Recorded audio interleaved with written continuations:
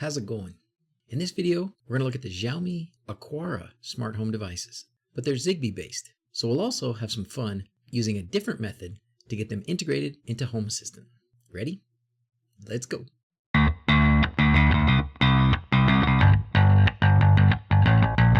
This is my Xiaomi Aqara kit.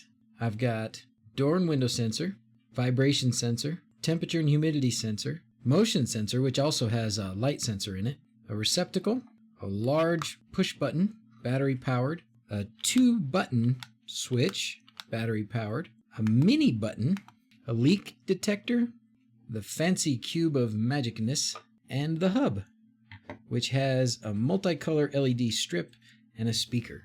Let's get it all set up first with the Aqara app. First thing you got to do is grab the Aqara Home app. I actually think it's pretty amazing that it's got 4.5 stars. Not because I don't think it deserves 4.5 stars, but because if you look at other smart home apps, most of them don't get good reviews. So that's saying a lot. Now we plug in the hub. I'm going to hold this button on the bottom, down there with my thumb, until the light turns yellow. Waiting to connect. Please open the app. And we hit Add Accessory on the app, and this is an Aqara Hub. You can name it My Home, that's just fine. When it says the yellow light is blinking, now I can hit Next. This is a little bit of a problem because the code that they want you to scan is under here.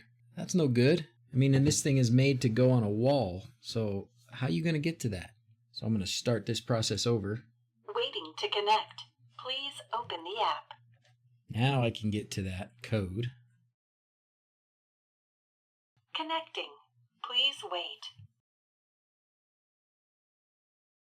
I'm going to change the name of it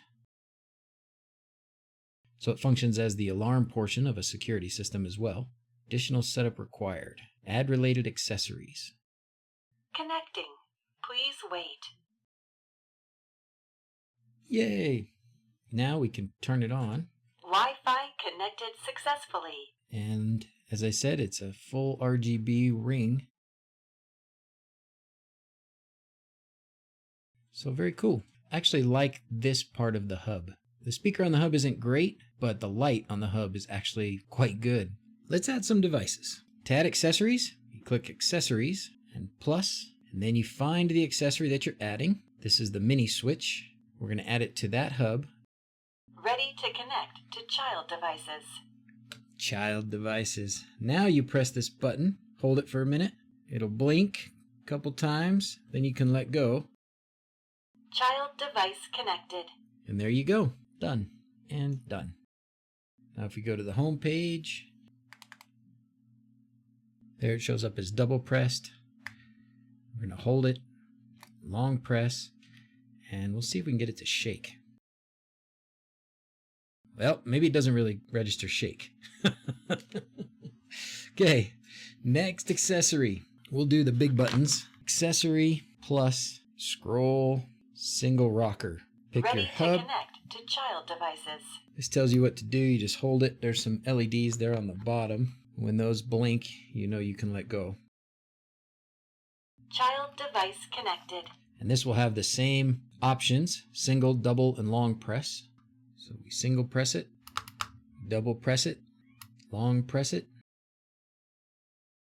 Yeah, that shake thing I think is fake. I think they did that just to make me do something silly. Next, double rocker plus double rocker. Pick your hub. Ready to connect to child devices. Looks like it wants me to hold this button. Child device connected. Done. Pretty cool that you can go back through this and find the history and see when things were activated. So that shows you every time that there was a single press or a double press or a long press. And we already know what happens when you shake it. Nothing. Nothing, nothing, nothing, nothing. Well, that's the double rocker. Let's do something that does shake. The vibration sensor plus scroll vibration sensor. Pick your hub. Ready to connect to child devices. There's the LED. Child device connected. There you go. Vibration sensor done. Drop detected. So it can detect a drop or a tilt or vibration. Pretty cool. Next, door and window sensor. to child devices. Okay, press that button. Child device connected. Closed. Open. Closed. Open. Works as it should. Next. Temperature. Excellent. So this is going to give us temperature, air pressure, and humidity. Let's look at how accurate that is. It says 76. I've got my laser thermometer, so that's pretty close. That's close enough for me. Next, motion sensor.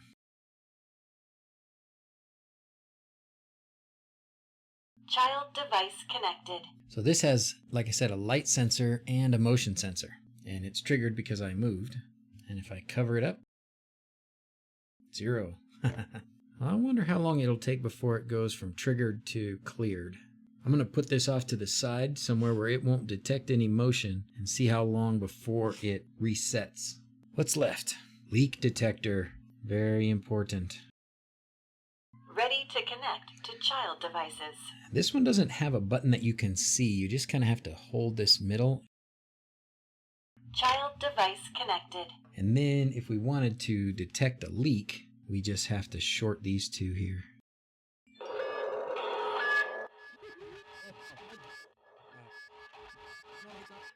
Oh, push the button to make it stop. Wow. So let's do the magic cube next. Cube, it's in a category all by itself.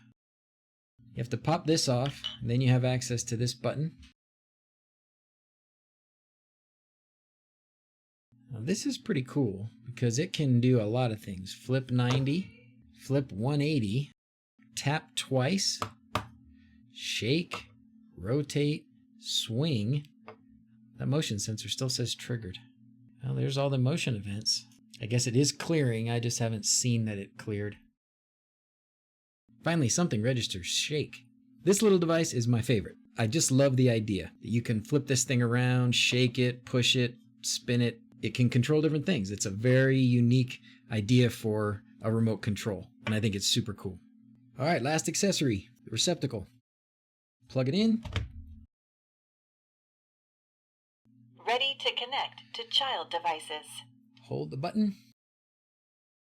Child device connected. Yay! Now this is also supposed to function as a repeater or as a mesh. So if I have a part of the house where my other sensors are not being sensed very well, I can put a receptacle like this, or they also make light bulbs that do the same thing. Repeat the signal or create a mesh and extend the network so that it has better access to all the other sensors. And I can turn it on, turn it off, and I can do the same with the light here again.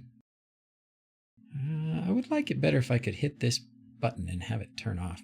I want to show this automations feature that this app has. And this is probably why it gets pretty good review from most people. In automations, you can add an if, and we can pick anything from any of the sensors that we've added. If we look at things like the cube, we could set an automation that would be triggered by any of those actions that the cube is able to do.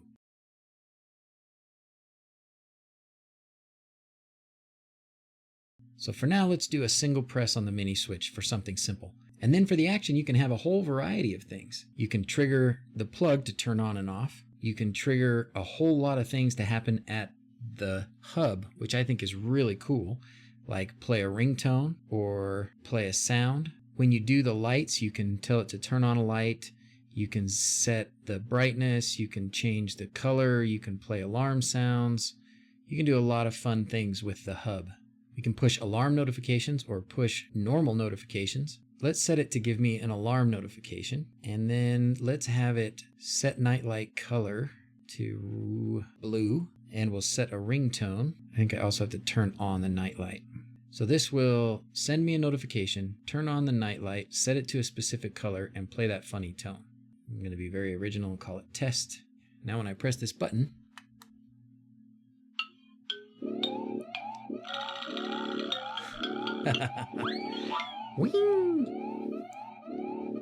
that is pretty cool. Even plays a sound on the phone when you do that alarm. There are all kinds of things that you can do for automations with these devices.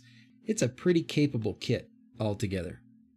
So that's the Xiaomi Aqara setup using their hub and their software. I actually think it's pretty good, and I can see people being happy with a smart home that's based on this system. But for those of us who want to take a walk on the DIY wild side, there's another way to use this equipment.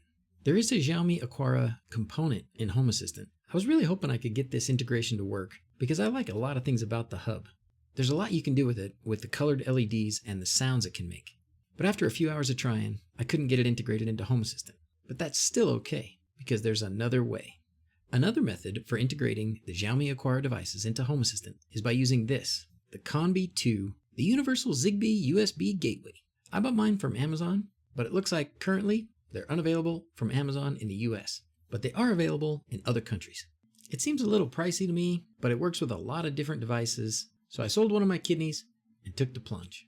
Once your beautiful new Conbee II device arrives, plug it into one of the USB ports on whatever computer you're using to run Home Assistant. It's easy if you're using a Raspberry Pi. If you're using some sort of virtual machine, like I am, then you'll need to make sure that the virtual machine has access to that USB device. That'll be different for you depending on what kind of virtualization you're using. Once your Conbee is plugged into your USB port on your HAS.io computer, you can go to the HAS.io tab and the add-on store and search for an add-on called deConz.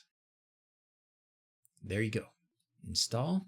Once deConz is installed, you can scroll through the instructions here, and just like any good add-on, there's plenty of details about how to get it set up. Most likely, all you'll need to do is tell the add-on which USB port the Conbee device is connected to figure out which USB port it's connected to, go to the HAS.io tab, then System, then Hardware, and you'll see something like this.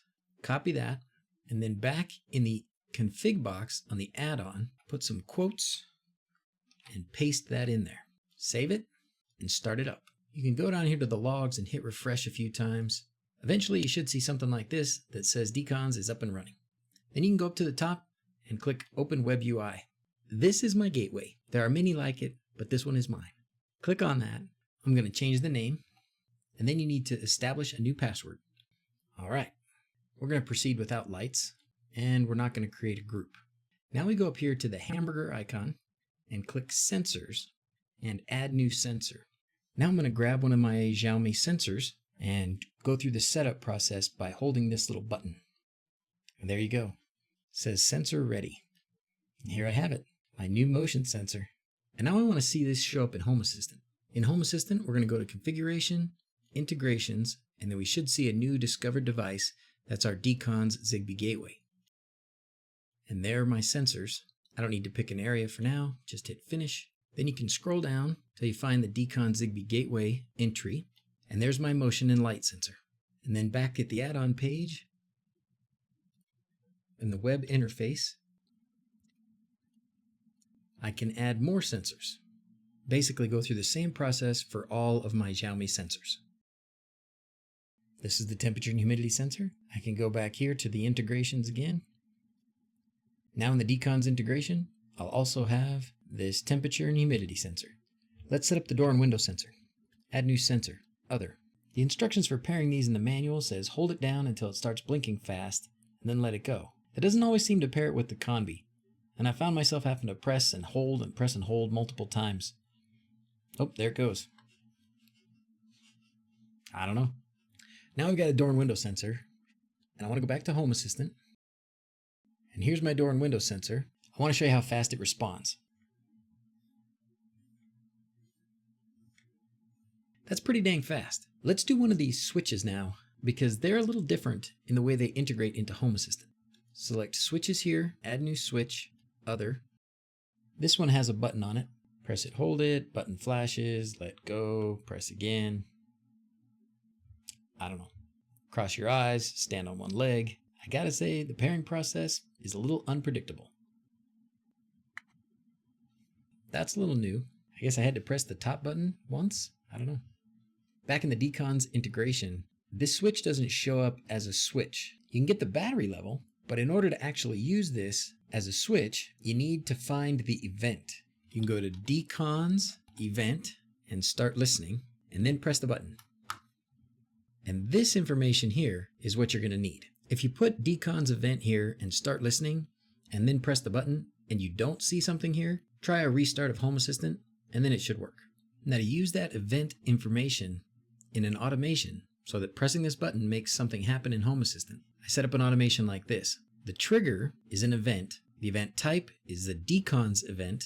And then the ID and the event I get from here. Switch 9 is the ID and 1002 is the event. And then I just set whatever action I want. To make it simple, we'll toggle the office crown lights. Once I've saved and reloaded my automations, a press of this button should turn off my crown lights. Here goes. I've set up the mini switch in deConz as well. When I want to get the event data from that button, I go to the events page, click Start Listening, and click the button. And then you'll see that the ID changed. Now if I want this button to control my lights, I change the automation to ID switch 8, and I'll change it to office light. So now I have switch 8 controlling the office light. Save that, reload automations, give it a minute to load back up, and then test it. So now we've attached some sensors and some switches through deConz. Now, let's set up the cube. In deConz, the cube is a switch.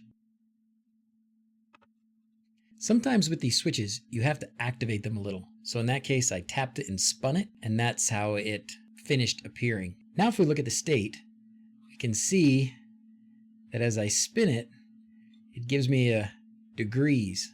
There are going to be a lot of different events that we can use from this cube. Let's go check it out. We need to listen for a deConz event, and now we need to start doing things. First, we'll do the double tap. There it is. The ID is switch 14, and the event is 6006. For the spin event, it looks like if I rotate it clockwise, it's positive. If I rotate it counterclockwise, it's negative. It's almost like a dice. Right now it says Aqara on top. If I turn it towards me, then the code is 2001. If I turn it back to Aqara, it's 1002. If I turn it away from me, I get 5001. If I turn it back, it should be 1005. Yes. Okay, I'm figuring this out. I think I really am going to need to mark the sides, because it obviously knows which side is which, and I can't tell which side is which by just looking at it. I'm going to mark the sides with a pencil. So this is a 1.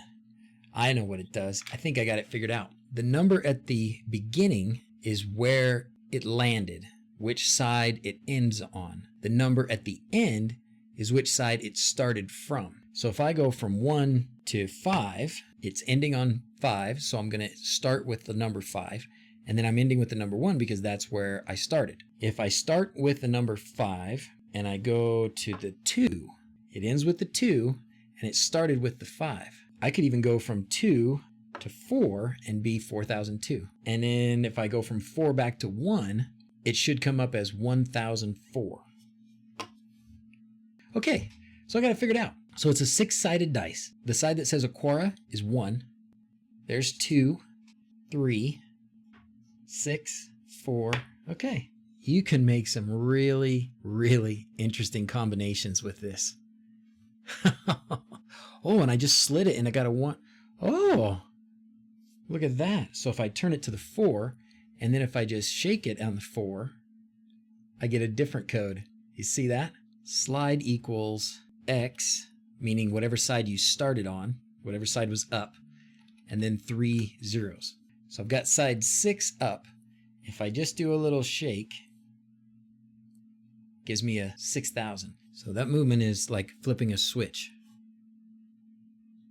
And then it will give you the side and 3 zeros. Okay.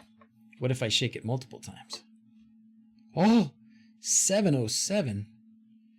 Oh gosh. No matter what side is up, a shake is 7007. Excellent. The double tap is based on what side is up. So that's just saying you're on that side, you tapped it twice, you ended on that side, so it's X being the side, 2 zeros, and a equal number on the other side, because it's the same side that you're stopping on. See if we can decipher some things about the spinning. It would sure be cool if you could turn it and adjust the volume. Wouldn't that be fun? Be able to turn it this way, turn the volume up, turn it this way, turn the volume down. You could dim lights that way too. I'll have to work on a template for that. I can't tell you that I know how to do that right now. I think there's a drop. 7008. That's a drop. Let's say it's time for bed and I go, okay, this is really fun. This is actually even cooler than I had hoped it would be. And that's saying a lot because I had a lot of hope for this. So time for a demonstration of what's possible with this little magic cube. I've set up my magic cube as a bit of a media remote control. I set it up so that double taps on a few different sides will pull up different playlists from Pandora. If I'm on the 2 and I double tap,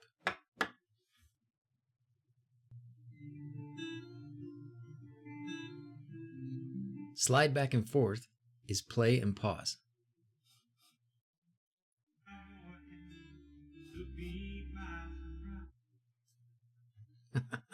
I like that one a lot. Different side, double tap, brings up a different station.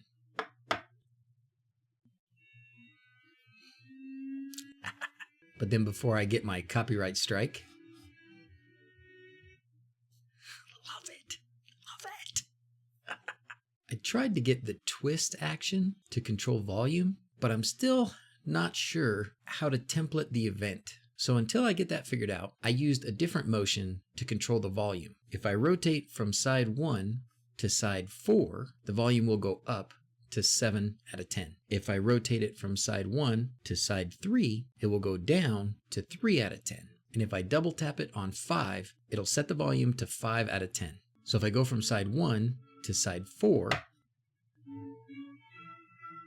hopefully you can appreciate that, but the volume went up a bit. Everybody in my house is sleeping right now, so I won't give you a demo of these 2 automations, but you can see here that I also used the shake motion to trigger our bedtime message and routine. And I used the drop code, which really is a throw up in the air and catch code, to trigger the sign off message. I'll use that at the end of the next live stream. This is just a small example of some of the things you can do with the Magic Cube. I like it. It's definitely my favorite remote control so far. So that's it. The Xiaomi Aqara family of devices. I like them. I think they'd be pretty good for the casual smart home user. The hub is pretty nice with its lights and sounds, and the app's actually pretty easy to use and makes it so all these different things can interact with each other. But even for those of us who like to dig a little deeper into our smart home setup with the Conbee II and deConz, we can do that. I hope that was helpful to you. That's all for now. As always, thanks for watching. Till next time, adios.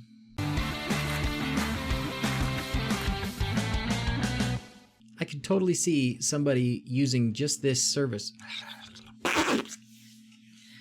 If you like this video and you want to see more like it, this box will take you to a playlist of some of my favorites.